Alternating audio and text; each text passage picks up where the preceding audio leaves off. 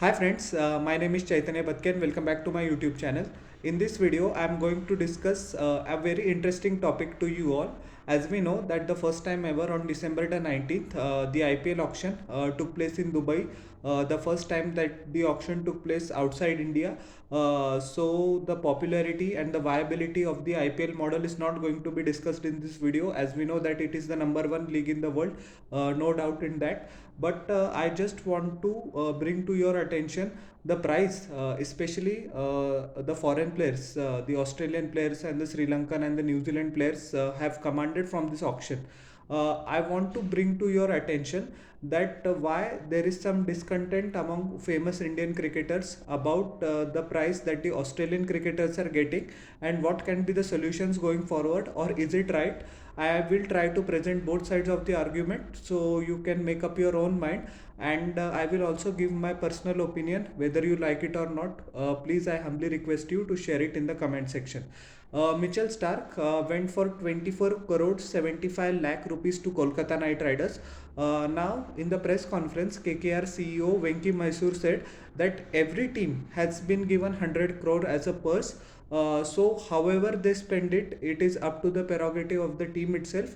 They are going to spend only 100 crore. Nobody is going to go about that price limit. So, I don't agree with this assessment, nor do I agree with the fact that although we know that Mitchell Stark is very talented, he can swing the ball both ways. He has world class Yorkers.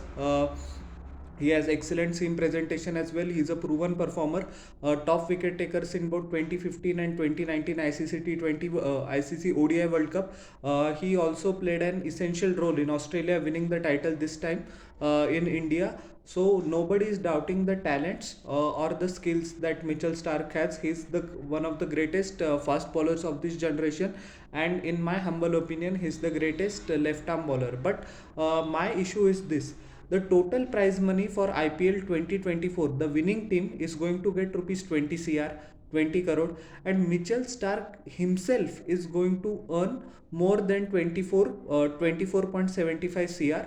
So that doesn't seem right with me, because if the prize money, the winning team after playing 75 games is going to receive 20 cr, why should a player receive 24.75 cr? That's the question I wanted to pose. Same is the case with Pat Cummins. He's went in excess of 20 crore for Sunrisers Hyderabad.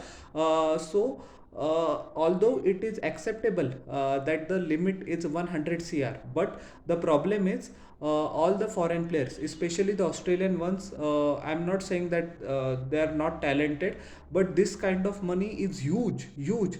And why not this kind of money is showered on the Indian players there? It is the Indian Premier League after all. Am I right?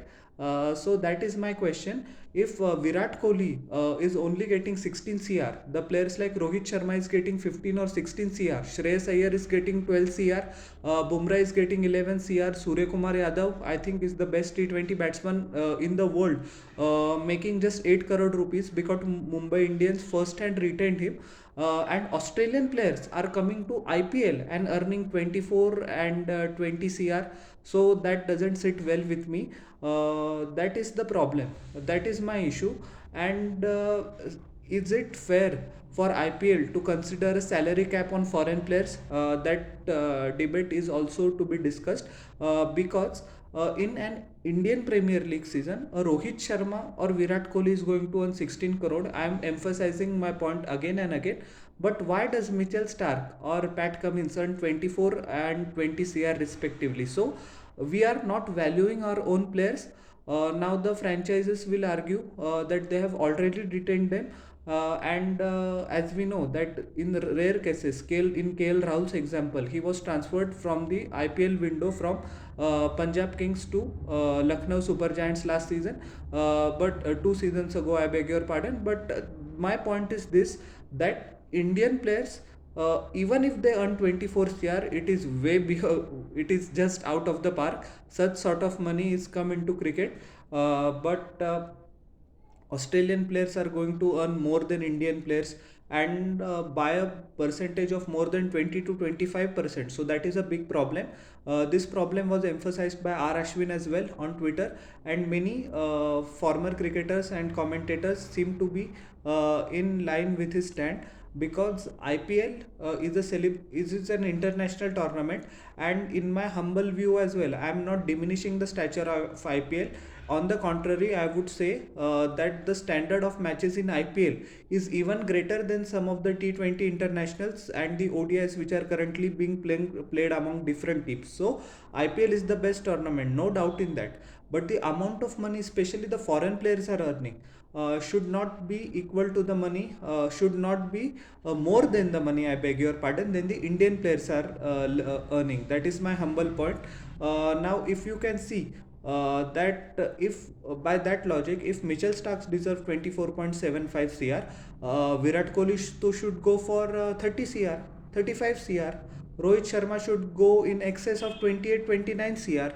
Jasprit Bumrah should also get 25 cr, because he is a proven performer for Mumbai Indians since 2016. So I think the logic of Mr. Mysore doesn't sit well in this type of argument, according to my humble opinion. Of course, everybody is entitled to theirs, but that is the issue that the IPL governing council and especially the BCCI has to take into consideration, because one more glaring fact I would like to tell you, that Rinku Singh, despite being retained for KKR, is going to earn only 55 lakh rupees, and Yash Dayal, who he smashed for 5 sixes in the last over, is going to earn 5 crore rupees. So that is also one of the dilemmas that we have seen in this auction. But it is acceptable, because if you have retained one player, you have communicated to him clearly that you are going to get this much. But as I said at the start of my video, the IPL franchises need to reconsider the rule and introduce salary cap, especially for foreign players. The salary cap shouldn't be applicable to Indian players, because as we know, it is the Indian Premier League. Indian players should be given the preference, they should be given the priority, because as we know that BCCI doesn't allow any Indian player to play overseas league. First of all, you have to take retirement and then enroll for foreign leagues. Even now that BCCI, even after retirement, a few months ago, have made a new law that has stringent timelines for cricketers. Once they have completed a certain period of time after their retirement, then afterwards they can play the foreign leagues.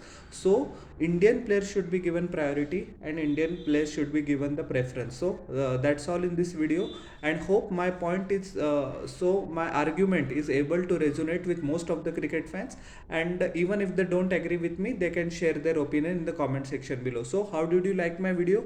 Please tell it, and please like, share and subscribe to my YouTube channel and press the bell icon for further notifications. We'll meet in the next video. Till then, bye, and everyone take care. Thank you.